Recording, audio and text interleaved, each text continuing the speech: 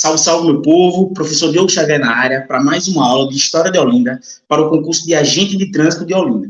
Na aula de hoje, nós vamos resolver questões. Por quê? Porque eu acho que é fundamental a gente fazer a nossa preparação com questões e com conteúdo. A gente está vendo todo o conteúdo aqui nessa playlist e você também vai respondendo questões, porque isso ajuda você a treinar. E hoje, estou gravando esse vídeo no dia 19 de fevereiro, abriram-se as inscrições. Então, você tem que fazer a inscrição rápido, pagar, e também veja se você tem direito à isenção. Olha lá direitinho se você tem direito, porque economiza uma grana já que você pode investir em outra coisa. Beleza? Lembrando que a nossa apostila está disponível. Conteúdo mais questões disponível para você que está buscando uma preparação para fechar História de Olinda nesse concurso de agente de trânsito. Beleza? E também o curso Mauel vai começar com o curso completo, todas as disciplinas, lá na Boa Vista, à noite, eu dou aula de História. Então, se você quiser, pode entrar em contato também lá no curso Mauel, a gente vai ter essa formação. Beleza? Vamos embora para as nossas questões, vou colocar aqui na tela. De antemão, eu queria começar dizendo para vocês o seguinte, veja só, quando você começa a responder questão, o que você precisa pensar? Vou logo dizer a você. Você precisa organizar na sua cabeça a formação das questões. Então, preste atenção, olhando para cá. Primeiro, não ache que virá a questão, quem descobriu o Brasil, não vem questão molezinha. Um exemplo nítido disso foi as questões que caíram na prova de guarda municipal do ano passado. É da mesma banca, é um conteúdo muito parecido. Então, o que a gente precisa entender? As questões vêm complexas. Leitura, minha gente. Papo de professor aqui muito importante. Leitura é fundamental. Por quê? Porque você só vai conseguir fazer uma boa prova se você tiver uma leitura boa e uma compreensão. A questão virá desse jeito. Olha para cá. Olha na tela aí, eu vou ampliar aqui para facilitar para a gente ver. Ela vem um texto de apoio, que é essa parte aqui. Esse é o texto de apoio. Depois ela vem com o nosso enunciado, que é essa parte aqui, olha. Então, nessa parte aqui, ela vai dizer o que ela quer. A parte de cima é um texto que vai lhe dar uma orientação. Essa parte é o comando da questão. E logo depois vem as nossas alternativas, que nesse caso é 1, 2, 3, 4. Aquela questão que você tem que saber quantas questões estão corretas. Você tem que saber, primeiro, ler o texto. O que o texto está me pedindo? 2, enunciado. Qual é o comando da questão? Por isso também, se pedir incorreta, você tem que se ligar, grifar, para não errar isso. E nas alternativas você vai marcando sempre. Risque a sua prova, risque. Não tem problema com isso, não. Facilita na hora de você responder e também na hora de você não precisar ficar voltando para ler a mesma questão. Então, leu as 5 alternativas. A, B e D, eu tenho certeza que não são. Risca, porque aí você, quando for voltar, você já não perde tempo com aquela.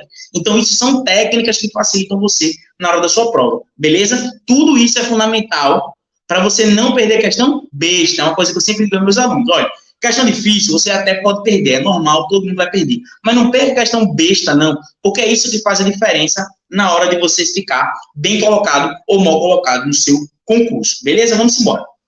A beleza de Olinda foi sempre referida desde seu donatário Duarte Coelho, passando pelos demais funcionários portugueses e viajantes de outras nacionalidades. Já nos seus primórdios, os aspectos paisagísticos encontram-se largamente documentados. Cunhada de Formosa, pela beleza natural que propiciava do alto de suas colinas, a vila passou a ser complementada com as diversas construções empreendidas pelo homem, mais precisamente pelos representantes do rei e da Igreja Católica de Portugal. Foi essa dimensão paisagística que, segundo os rumores da história, motivou o donatário a escolher o sítio para a sede de sua capitania ao exclamar: "Ó, linda terra e outeiro para edificar uma vila". Então, falando sobre as belezas naturais de Olinda. Aí vem a referência, que é importante você ler e tal. Considerando o fragmento acima, que se refere à história da fundação de Olinda, avalie as afirmações a seguir. Então, você tem que avaliar, considerando. Que eu já vou logo dizer, esse texto aí, ele é um texto que fala sobre a beleza de Olinda, mas ele tem um erro, que eu já falei aqui na outra aula. Qual é o erro? Duarte Coelho escolheu Olinda pela sua beleza? Não. Duarte escolheu Olinda por ser uma cidade protegida, uma cidade melhor para ser protegida. Então, se liga nisso. Vamos lá, quais estão certas e quais estão erradas? 1. Após tomar posse da capitania de Pernambuco em 1535, Duarte Coelho seguiu para o sul, em busca de um lugar para se instalar. Encontrou um local estrategicamente ideal, no alto de Colinas, onde existia uma pequena aldeia chamada de Marim, pelos índios, instalando aí o povoado que deu origem a Olinda. Perfeito. Qual é o primeiro lugar que ele chega? Igaraçu. Ao sul vem Olinda. Então está perfeito. 2. Em 12 de março de 1537, Duarte Coelho enviou ao rei de Portugal, Dom João III, o foral, carta de doação que ele escrevia a todos os lugares e benfeitorias existentes na vila de Olinda. Nas praias, a vila foi fortificada para a defesa e do alto das colinas se expandiu em direção ao mar.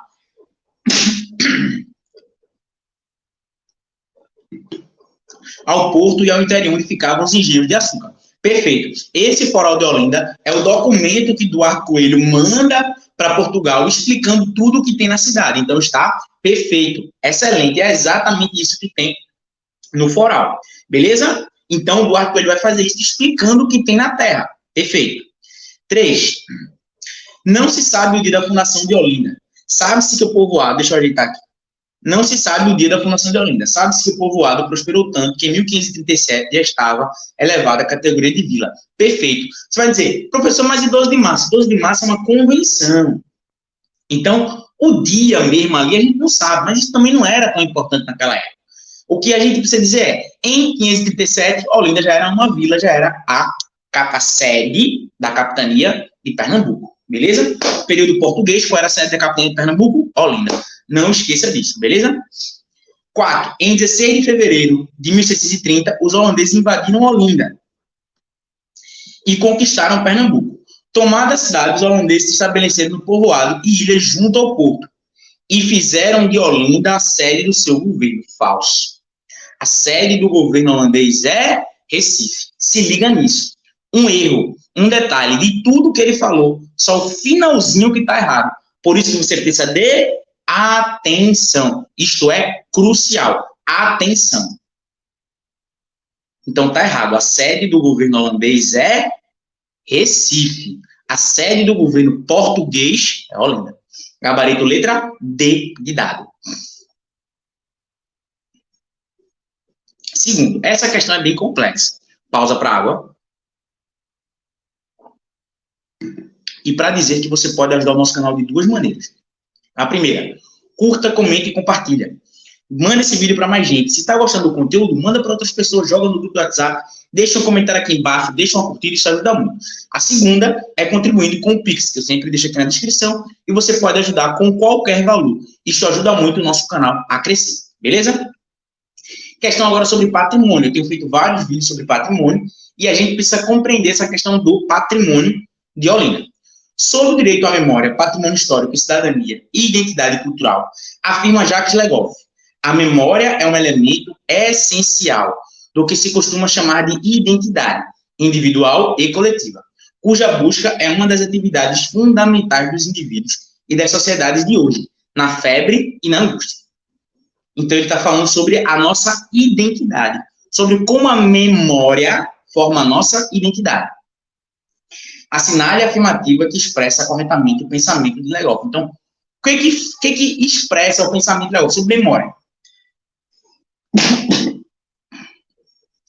O direito à memória, letra A, como direito de cidadania, indica que todos devem ter acesso aos bens materiais que representam o passado dos heróis. Pausa. Eu já falei aqui e vou repetir. Memória, construção coletiva, não é dos heróis, dos grandes eventos, dos reis, é de toda a população. Muito cuidado com isso. Essa ideia de que o patrimônio serve para preservar grandes feitos, os reis, que a história é contar o que viveram as grandes personalidades, é falso. Se liga nisso. B. A preservação do patrimônio histórico é imprescindível para os historiadores. Perfeito. Mas os governantes não devem abandonar a concepção desenvolvimentista do progresso, do capitalismo pela especulação imobiliária para satisfazer uma parcela da sociedade. É isso? Eu devo pegar e construir por cima de patrimônio histórico, porque o que importa é a especulação imobiliária de parcela da sociedade? Falso. C. A preservação do patrimônio histórico-cultural deve recair... Não. A preservação do patrimônio histórico-cultural deve recair sobre bens materiais de notável valor arquitetônico. É evocador de um fator histórico também notável, pois o patrimônio histórico resguarda a memória da comunidade e contribui para o desenvolvimento urbanístico. Então, eu devo preservar os bens materiais de grande valor arquitetônico? Não só isso, também eu devo preservar uma igreja barroca, claro, mas as pequenas coisas, os bens imateriais, eu obviamente também tenho que proteger. D. A memória é imprescindível, na medida em que esclarece sobre o vínculo entre a sucessão de gerações e o tempo histórico que acompanha. Uma vez registrados referenciais históricos ou arquivados nos museus, resta investir na demolição do antigo para a construção do moderno e pós-moderno. É isso, mas um historiador defendendo demolir o antigo. Pelo amor de Deus. Claro que não. Eu devo preservar, guardar no museu também, mas eu tenho que, inclusive, criar estratégias para que o antigo sobreviva junto com o moderno, para entender que eles dialogam. Então, está completamente equivocado. A preservação do patrimônio histórico é vista, na atualidade, prioritariamente como uma questão de cidadania. Significa, eu tenho o direito de saber sobre o meu passado. E, como tal, interessa a todos, por se constituir em direito fundamental dos cidadãos e esteio para a construção da identidade cultural. Perfeito. Professor, que questão difícil. Mas percebam que pelas questões básicas, entendendo o central, eu consigo matar a questão? Percebam que essa é uma questão da Consulpan, inclusive. Percebam que ela vai falar o quê? Sobre a identidade, sobre a memória, sobre o patrimônio, na perspectiva de que eu vou passar por cima, eu vou destruir, eu tenho o direito de... Não. Tudo isso vai estar errado. O que eu tenho que pensar é memória, identidade, patrimônio, pela perspectiva de que toda a sociedade deve preservar, porque toda a sociedade tem o direito de ter aquilo protegido. Terceiro, essa é uma questão mais direta. São os saberes, os ofícios, as festas, os rituais, as expressões artísticas e lúdicas, que, integrados à vida dos diferentes grupos sociais, configuram-se como referências identitárias na visão dos próprios grupos que as praticam. O excerto acima refere-se ao conceito de, aquela pausa, patrimônio imaterial. Lembra aquilo que eu falei? Imaterial, os saberes, os ofícios, saber, os rituais, isso é imaterial. Por isso a gente falou sobre frevo, a gente falou sobre capoeira, a gente falou sobre acarajé. Imaterial. Quarta e última questão. O processamento da mandioca era uma atividade já realizada. Estão acompanhando, meu povo? Pausa para a água. O processamento da mandioca era uma atividade já realizada pelos nativos que viviam no Brasil antes da chegada dos portugueses e africanos. Entretanto, ao longo do processo de colonização portuguesa, a produção da farinha foi aperfeiçoada e ampliada, tornando-se lugar comum em todo o território da colônia portuguesa na América. Com a consolidação do comércio atlântico em suas diferentes conexões, a farinha atravessou os mares e chegou aos mercados africanos. Então, o que ele está falando? A respeito da comida, e tem muita gente que manda foto para mim comendo e assiste nas minhas aulas. Então, falando de comida aqui. Quando você está botando aquela farinha ali, é uma tradição indígena. Você bota ali na comida, é uma tradição indígena. Só que aquilo não ficou apenas no indígena. Aquilo foi se ampliando. Aquilo chegou a outros lugares e chegou a outros continentes. O que é isso? O que é esse processo? Assim como também o cuscuz, que veio da África e chegou no Brasil. Como o cozido, que veio da África para o Brasil. Como bebidas, que vêm também da Europa para o Brasil. Tudo isso, circulação de mercadorias. Considerando a formação do espaço atlântico, esse produto exemplifica historicamente a... Pausa, para você responder. Vai ser exatamente a difusão de hábitos alimentares. Aquilo que nós consumimos hoje tem uma tradição de várias gerações, povos e culturas alimentares. Então, nós não comemos hoje igual os índios comiam no século XVI. E nem os portugueses.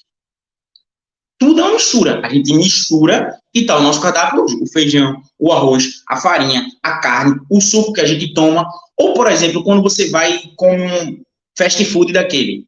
É um hábito alimentar que a gente importou de um povo dos Estados Unidos há pouco tempo. É muito recente, mas não é uma importação de um hábito alimentar. Então, o nosso gabarito é a letra A, difusão de hábitos alimentares. A gente tanto expande quanto a gente recebe essa alimentação. Entenderam isso? Compreenderam perfeitamente? Gostaram do pouco? Se gostou dessas outras questões, comenta aqui embaixo. Isso ajuda muito o nosso canal a crescer. Tranquilo? Tamo junto. Nossa apostila está disponível. Forte abraço.